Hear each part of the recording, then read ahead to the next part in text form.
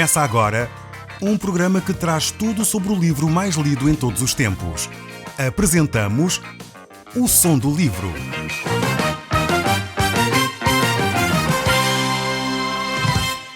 Seja muito bem-vindo. Neste podcast vai encontrar o livro mais conhecido e lido em todo o mundo.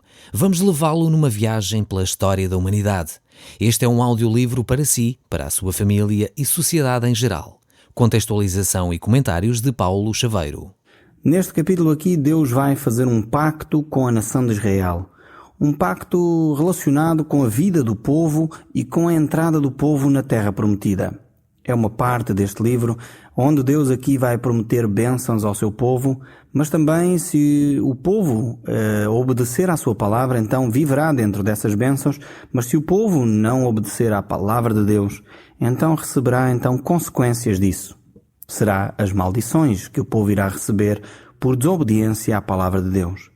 A permanência do povo naquela terra, podemos dizer assim, tem a ver com a sua obediência ao contrato que iria estabelecer com Deus. Aqui havia, de facto, essa ideia. Havia uma aliança que Deus iria estabelecer com o povo. Essa aliança era baseada nas promessas de Deus e baseada na obediência que o povo tinha a essas promessas. Vemos como Deus quer que o seu povo viva uma vida de paz, de bênção, mas ao mesmo tempo isso deveria estar alicerçado e bem concordado entre o povo e Deus. Então havia deveres e havia obrigações, não é? E havia também benefícios dessa mesma aliança. E o povo concordou com Deus fazer essa aliança. Nós vemos que Deus sempre quis estabelecer com o homem pontes. Desde o Jardim do Éden, Deus quer estabelecer com o homem pontes de relacionamento. Então, com Adão, Deus fez um pacto, com Noé, Deus fez um pacto, com Abraão, Deus faz um pacto, com Moisés, Deus faz um pacto, e conosco, hoje, Deus faz um pacto, agora celebrado no sangue de Cristo Jesus. Esse pacto que Jesus diz que é uma nova aliança, estabelecida no seu sangue. Uma aliança que não tem a ver com esta aliança que Deus estabelece com Moisés e com o povo de Israel. Hoje a aliança que Deus faz conosco é muito diferente daquela aliança que Deus celebrou com a nação de Israel. Aqui com a nação de Israel, esta aliança estava baseada na terra prometida. Esta aliança alicerçava-se, digamos assim, no território geográfico que Deus tinha dado ao seu povo. Essa aliança tinha a ver também com a obediência que eles tinham que fazer às leis que Deus havia dado. E quando o povo não obedecia, então eles perdiam essas prerrogativas da aliança. Se o povo desobedecia à palavra de Deus, então eles perdiam o direito à terra. E várias vezes isso aconteceu ao povo de Israel. Ao longo da história, nós sabemos que Israel frequentemente era invadido, por vezes chegou mesmo a ser deportado da terra prometida para outra terra. Quando o povo se arrependia, então voltava Deus a dar essa oportunidade ao povo de estar na terra prometida. Mas melhor do que muitos comentários que eu possa fazer, vamos ver o que diz o texto bíblico neste capítulo 27 do livro de Deuteronômio. Vamos começar por ler logo do verso 1. Diz assim: Moisés e os anciãos de Israel ordenaram ao povo: ponham em prática todos os mandamentos que hoje vos dou. E quando atravessarem o rio Jordão, para entrarem na terra que o Senhor, o vosso Deus, vos vai dar, ergam uma pedra grande, pintem em branco e escrevam nela os artigos desta lei. Assim entrarão na terra que o Senhor, o vosso Deus, vos vai dar, uma terra onde corre leite e mel, e que o Senhor, Deus dos vossos antepassados, vos prometeu. Nestes versos aqui que nós vemos, Deus diz os seus mandamentos, Deus coloca as suas condições, Deus vai divulgar então aquilo que o povo deveria de aprender. E para isso, para que o povo aprendesse, eles deveriam escrever numa pedra, deveria ficar gravado, bem gravado nas suas mentes, num local onde seria visível para toda a gente. Era importantíssimo que o povo tivesse constantemente presente na sua mente aquilo que Deus havia acordado com o seu povo. É de facto importantíssimo para cada um de nós, para podermos viver bem, conhecermos a Bíblia. Quando nós conhecemos bem a palavra de Deus, então de alguma forma nós podemos viver a nossa vida de uma forma mais alegre, mais dinâmica. Infelizmente eu vejo que muitas pessoas fazem conceitos errados acerca de Deus simplesmente porque não conhecem aquilo que a Bíblia diz. Por vezes as pessoas acham que a igreja isto, a religião aquilo, mas isto é por desconhecimento. Muitas vezes é porque alguém lhes transmitiu dessa forma. Mas quando as pessoas são confrontadas com aquilo que a Bíblia diz, então ficam conhecedoras daquilo que a palavra de Deus diz. E aí começam a ver provavelmente Deus de uma forma diferente. Eu tenho tido essa experiência com muitas pessoas que por vezes até se declaram ateus, por vezes até se declaram pessoas que não querem seguir a Deus, mas muitas vezes isso tem mais a ver com aquilo que elas viveram, com os ensinos que receberam errados daqui ou dali, do que com conhecer a palavra de Deus. E eu desafio a si que me está a ouvir, se você de facto tem alguma ideia, certamente a tem, relativamente a Deus, eu desafio a olhar para a Bíblia e a ver a Bíblia com olhos de ver, não com preconceitos, não com ideias pré-concebidas, mas tenta olhar para a Bíblia simplesmente tal qual ela se apresenta. Mas vamos continuar aqui no verso 4, e diz assim o verso 4: Depois de atravessarem o rio Jordão, coloquem as ditas pedras pintadas de branco sobre o monte Ebal. Construam no mesmo lugar um altar ao Senhor o vosso Deus, feitas de pedras, não trabalhadas com instrumento de ferro. Esse altar será de pedras inteiras. Sobre ele devem oferecer em sua honra holocaustos de animais e sacrifícios de comunhão. Comerão deles no mesmo lugar, festejando com alegria a vossa oferta diante do Senhor vosso Deus. Devem escrever os artigos dessa lei sobre essas pedras, de maneira que fiquem bem legíveis. Moisés e os sacerdotes levitas disseram ainda a todo o povo de Israel: Atenção, escuta, povo de Israel. Hoje tornaste o povo do Senhor teu Deus. Obedece, portanto, às suas ordens e põe em prática os mandamentos e leis que hoje te comunico. Aqui, prezado amigo, vemos as condições que o povo poderá vir a viver na terra que Deus havia prometido.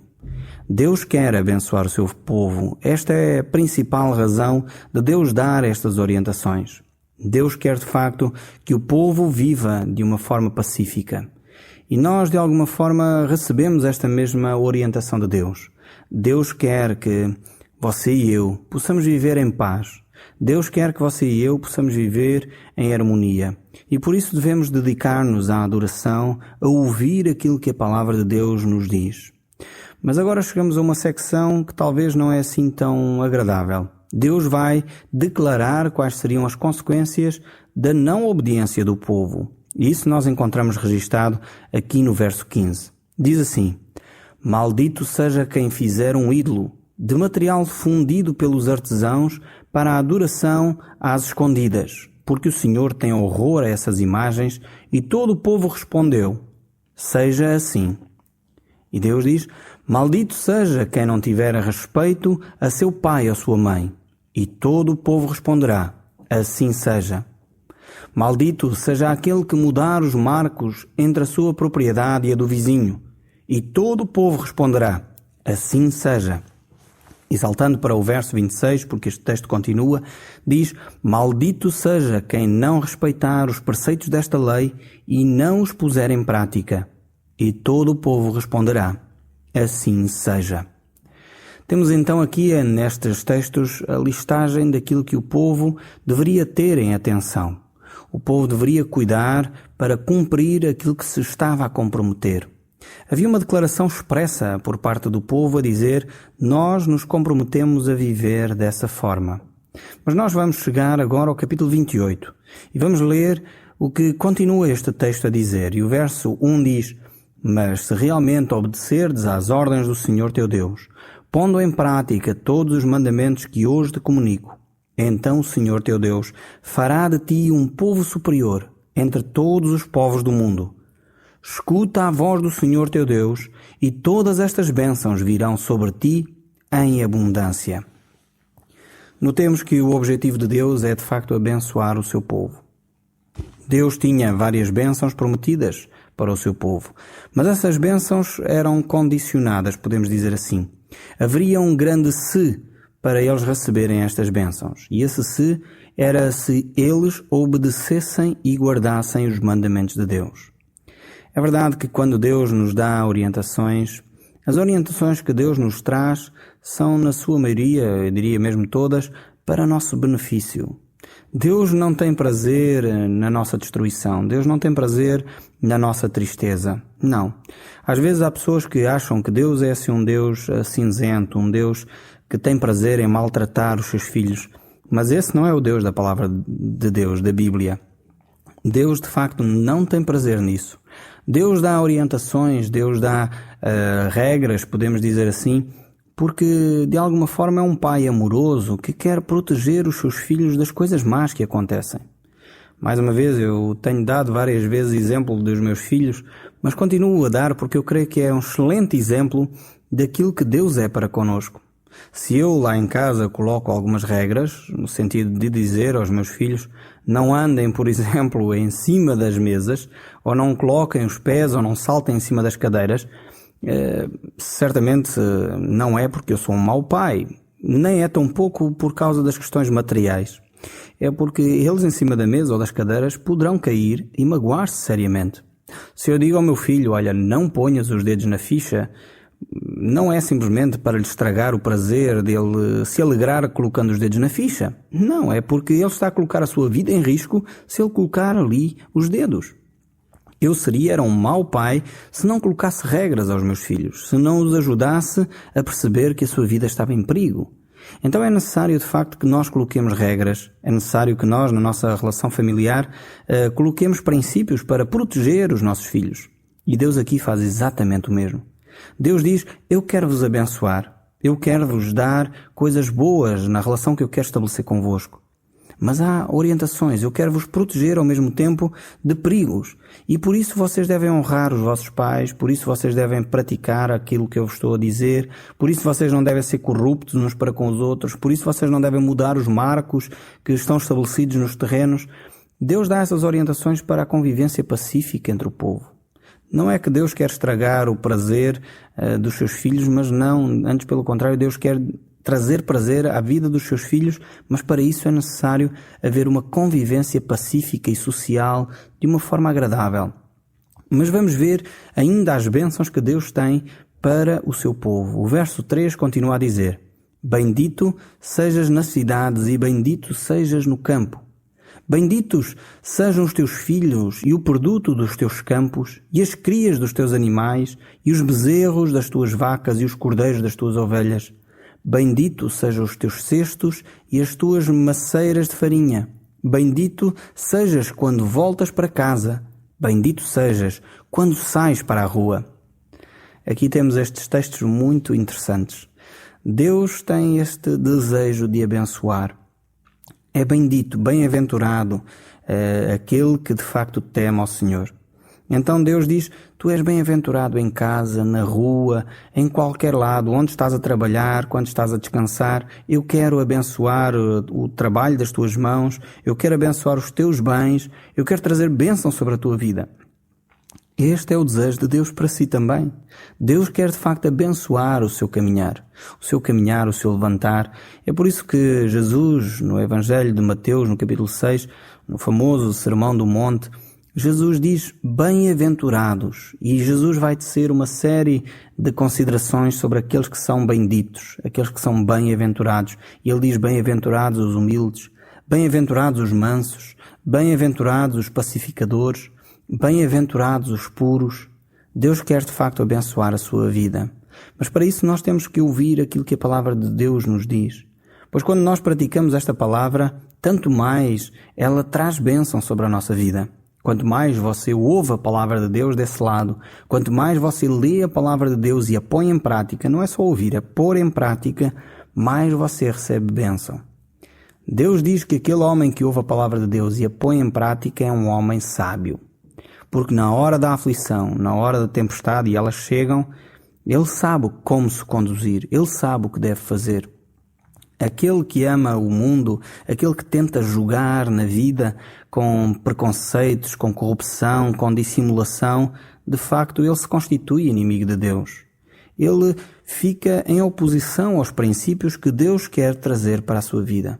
Então é necessário que nós abdiquemos dessas coisas, coloquemos de lado esses princípios que são contrários à vontade de Deus e possamos começar a viver uma vida mais alegre, uma vida mais desafogada, uma vida onde nós podemos ter prazer naquilo que realizamos, no trabalho que desenvolvemos, na família que temos, no lar onde estamos. Nos sentimos de facto abençoados, porque Deus quer estar ao nosso lado. E é esse amor de Deus em nós que nos deve empurrar para fazer essas coisas àqueles que convivem connosco. Mas o texto bíblico fala-nos também de outras coisas, e o texto deste texto aqui, o capítulo 28, o verso 15 diz: mas se não obedecerdes às ordens do Senhor teu Deus, pondo em prática os seus mandamentos e as suas leis que hoje te comunico, então cairão sobre ti todas estas maldições em abundância. Serás maldito na cidade e no campo.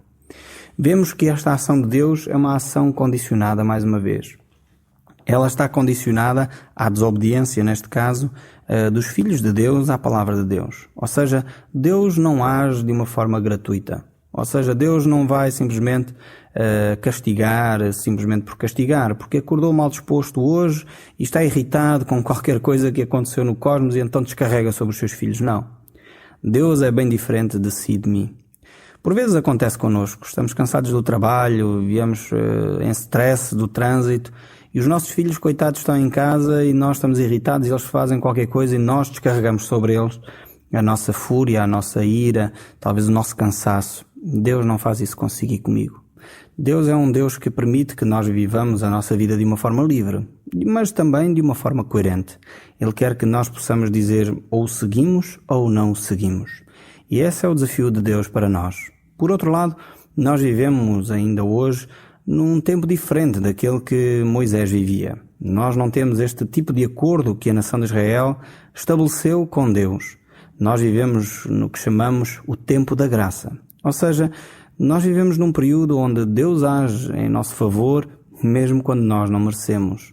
Aquilo que nós precisamos é de reconhecer que nós não merecemos e, ao mesmo tempo, colocar de lado aquilo que desagrada a Deus e aceitar pela fé o sacrifício de Jesus Cristo. Quando nós fazemos isso de coração inteiro, do fundo do nosso ser, então, de facto, Deus ouve a nossa oração e Deus age com graça para conosco.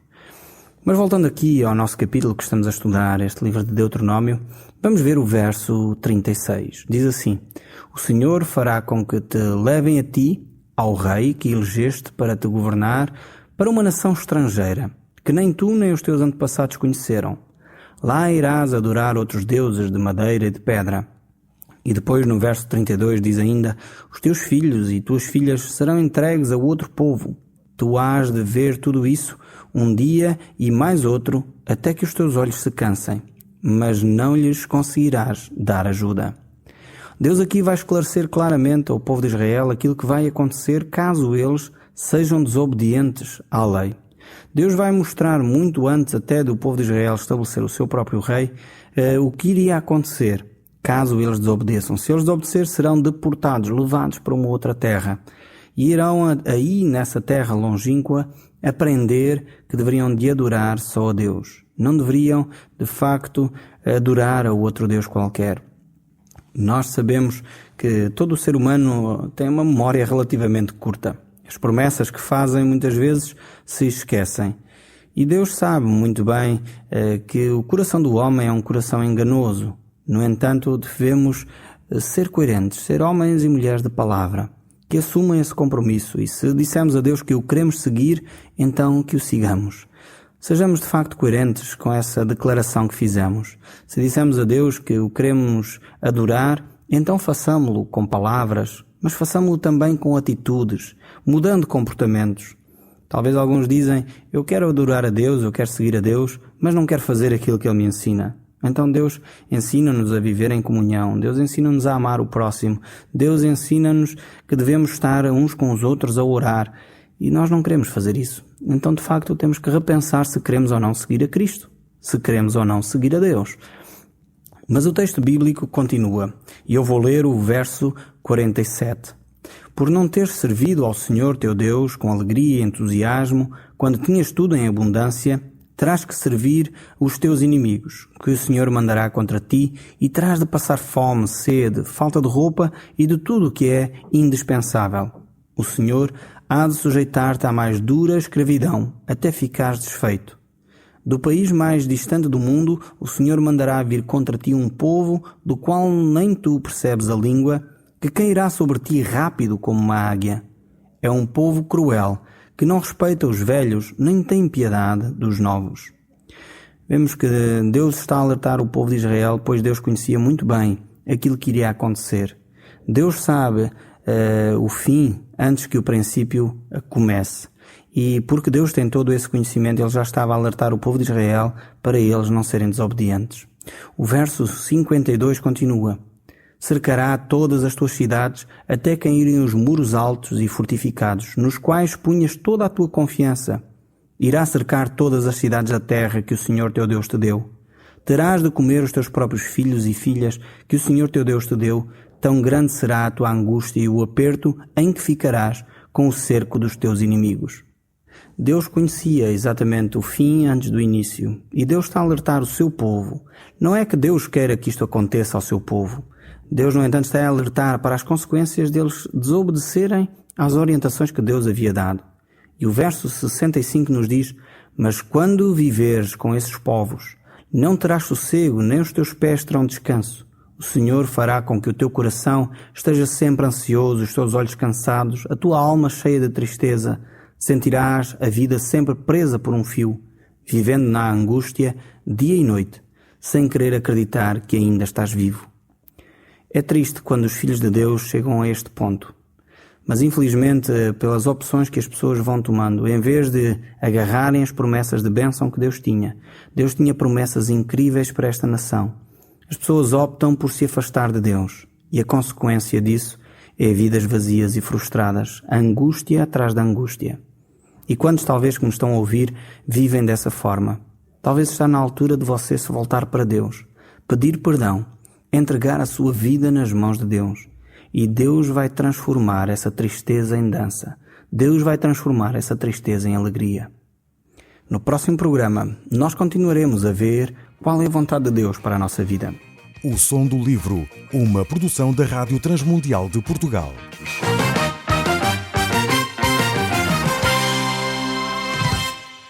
RTM. Conhece todos os nossos programas em rtmportugal.org. Uma produção da Rádio Transmundial de Portugal.